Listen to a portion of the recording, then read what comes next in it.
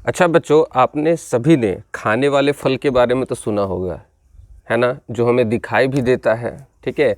और जिसको हम खा भी सकते हैं, जो हमें बहुत आनंदित करता है। लेकिन आज आप लोगों को मैं एक ऐसे फल के बारे में बताऊंगा जो दिखता नहीं है, लेकिन उस फल को अगर आपने प्राप्त कर लिया, आपने अचीव कर लिया, तो आप दुनिया में कुछ भी प्राप्त कर सकते हो, ठीक है? तो ये कहानी है बहुत ही इंस्पिरेशनल, आप लोगों को बहुत ही ज़्यादा इंस्पायर करेगी। इस कहानी का जो शीर्षक है वो है धैर्य का फल, यानी कि जो पेशेंस होता है ना, पेशेंस जिसको धैर्य बोलते हैं, ठीक है ना, उसका फल कितना बढ़िया होता है इसके बारे में बताऊंगा, ठीक है? तो कहानी को स्टार्ट करते हैं। एक बार की बात है, एक जंगल में बहुत ज़ोर का तूफान आया। उस तूफान में दो छोटे छोटे तोते के बच्चे जो है वो अनाथ हो गए, यानी कि उनके पेरेंट की डेथ हो गई, ठीक है? दोनों अनाथ बच्चे भूख के मारे तड़प रहे थे। तभी एक आदमी की नज़र उन पर पड़ती है। वो उन्हें अपने घर ले आता है। तोते काफ़ी सुंदर थे दिखने में। उस आदमी ने सोचा, अगर मैं ये तोते राजा को भेंट कर दूं तो मुझे बहुत सारा इनाम मिलेगा। उसने वे दोनों तोते को राजा को भेंट कर दिए। राजा ने उससे बदले में सोने के सिक्के दिए। अब वे दोनों अनाथ तोते महल में पलने लगे आराम से, क्योंकि राजा के पास रहते थे तो महलों में तो पलेंगे ही ना। उनसे सभी लोग बहुत प्यार करते थे। राजकुमार, उनकी जो बहन थी राजकुमारी, है ना, रोज़ उनके साथ खेलती थी, ठीक है? उन दोनों का बहुत अच्छे से ख्याल रखा जाता था वहाँ राजमहलों में। उन दोनों के खुले आकाश में उड़ने को छोड़ दिया जाता था। जैसे कि जानते हैं कि लोग जनरली बर्ड्स को खरीद करके पिंजरे में डाल देते, वो पिंजरे में नहीं डाला गया था, उनको आराम से खुला छोड़ दिया जाता था। वे उड़कर वापस लौट आते थे। महल का ऐशो आराम और प्यार उनको बहुत अच्छा लगता था। वे दोनों बहुत खुश थे उस महल में, मगर उनकी ये खुशी ज़्यादा दिन तक रही नहीं। एक आदमी आया, राजा को दो सुंदर बिल्ली के बच्चे भेंट करके चला गया, यानी कि गिफ्ट में दो बिल्ली के बच्चे देकर चले गए। बिल्ली के बच्चे बहुत ही सुंदर थे दिखने में, इसीलिए सब उनका भी बहुत ख्याल रखने लगे। राजकुमार और राजकुमारी उनके साथ हर वक्त खेलते थे, उनको हमेशा गोद में उठाए रहते थे। तब तोते के बच्चों को कोई पूछता भी नहीं था उस समय, क्योंकि होता है ना कि नए लोग आने पर पुराने लोगों की पूछ थोड़ी कम हो जाती है ना, ऐसा कुछ होता है। तो वैसा ही कुछ था वहाँ पे भी तोते के बच्चों के साथ। जब बिल्ली आई, मतलब बिल्ली के बच्चे आ गई, तो उनके लिए थोड़ा प्यार जो है वो कम हो गया था। महल में उनकी कद्र थोड़ी कम हो गई थी। तोते बहुत दुखी रहने लगे। छोटा तोता बोला, भाई चलो यहाँ से उड़ चले, अब हमें कोई प्यार यहाँ पे करता नहीं है। बड़ा तोता बोला, भाई धैर्य रखो, फिर हमारे अच्छे दिन ज़रूर आएंगे। बुरे दिन हमेशा थोड़ी ना रहते हैं, वो तो चले जाएंगे। कुछ दिनों के बाद एक बिल्ली के बच्चे ने राजकुमार को पंजा मार दिया। मतलब दो बिल्ली के बच्चे थे, तो उसमें से एक बिल्ली के बच्चे ने राजकुमार को पंजा मार दिया, है ना, स्क्रैच कर दिया उसके हाथ पे, जिससे राजकुमार का हाथ घायल हो गया। और बिल्ली के दूसरे बच्चों ने राजा के जो होता है शाही रसोई, होता है ना, एक बहुत बड़ा किचन होता है राजा महाराजा के, जहाँ पे खाना बनाए जाते हैं, है ना, तो उस किचन में जा कर के तबाही मचा दिया, सारे सामान को जो है अस्त व्यस्त कर दिया दूसरे बिल्ली के बच्चे ने।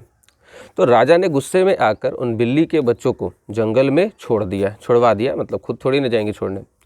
अब सबको फिर से तोते के बच्चों की याद आ ही गई। मतलब जाहिर सी बात है, होता है ना, सुबह का भूला शाम को वापस आ जाए तो उसे भूला नहीं कहते। तो जो लोग तोते को मतलब इग्नोर कर रहे थे बिल्ली के चक्कर में, बिल्ली अब उनको धोखा दे दी थी, तो उस वजह से वो वापस तोते की याद आ गई उन लोगों को, ठीक है ना। अब राजकुमार और राजकुमारी जो है फिर से तोते के साथ खेलने लगे, जैसे कि पुराने ज़माने में खेलते थे। महल के सभी लोग फिर से तोते से प्यार करने लगे। अब पहले की भांति तोते बहुत खुश रहने लगे। तो इस कहानी का मोरल ऑफ द स्टोरी ये है कि हमें बुरे दिनों में कभी भी अपना पेशेंस यानी कि धैर्य नहीं खोना चाहिए, ठीक है ना, क्योंकि दिन बुरे हो सकते हैं मगर ज़िंदगी थोड़ी ना बुरी होती है। अंधेरी रात के बाद हमेशा एक सुंदर सवेरा होता है, जैसा कि आप सभी जानते हैं, है ना। रात है तो सुबह है, सुबह है तो रात फिर आएगा, है ना। ये जीवन है, कठिनाइयाँ तो आते जाते रहती है, ठीक है, दुख भी आएंगे, मगर याद रखना, दुख के बाद सुख भी आता है। कठिनाइयों से लड़िए, उनका मुकाबला कीजिए, डर कर गलत कदम मत उठाइए। ये जो लोग होते हैं ना कि कुछ असफलताओं के बाद लोग सुसाइड कर लेते हैं, ये वो, ऐसा मत कीजिए भाई। अगर कठिन समय आ रहा है आपके लाइफ में तो डेफिनेटली है कि आप की लाइफ में अच्छे भी दिन आएंगे। जीवन है, बहुत अनमोल है, इसे ऐसे ही मत व्यर्थ कीजिएगा, ठीक है। दुख और सुख जीवन के दो पहलू हैं। जैसे एक कॉइन में हेड और टेल होता है, वैसे ही लाइफ है, लाइफ एक कॉइन है, हमारे पास दोनों चीज़ रहते हैं, ठीक है। दुख भी है, सुख भी है, ये आएंगे और चले जाएंगे। ना सुख हमेशा रहेगा ना दुख हमेशा रहेगा, ये सब बदलते रहता है। इसीलिए छोटी छोटी परेशानियों के साथ मन को शांत रखिए। ऐसा नहीं कि छोटा सा परेशानी आया और उसमें हमने कुछ गलत डिसीजन ले लिया, ऐसा नहीं करना चाहिए। हमें समस्याओं के निदान के बारे में सोचना चाहिए, उनसे दूर नहीं भागना चाहिए। प्रॉब्लम आया है, सॉल्व करेंगे। प्रॉब्लम को दिमाग में रख करके, बोझ बना करके और आत्महत्या या फिर और भी कुछ चीज़ें नहीं करनी चाहिए।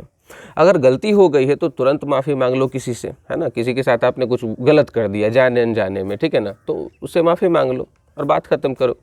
अगर सामने वाला माफ़ी मांग रहा है तो माफ़ भी कर दीजिए, ठीक है ना। आप अगर मान लीजिए कि आपसे कोई गलती नहीं हुई है, आप किसी से माफ़ी नहीं मांग रहे, लेकिन आपसे कोई माफ़ी मांग रहा है तो आप भी माफ़ कर दीजिए ना, ठीक है ना। क्योंकि जितने दिन तक आप गांठ बांधे रखेंगे ना किसी बात को, उतना ही आपका मन दुखी होगा। उसका तो दुखी होगा ही, साथ में आपका भी दुखी होगा, है ना। तो खुशी का पल तलाशिए।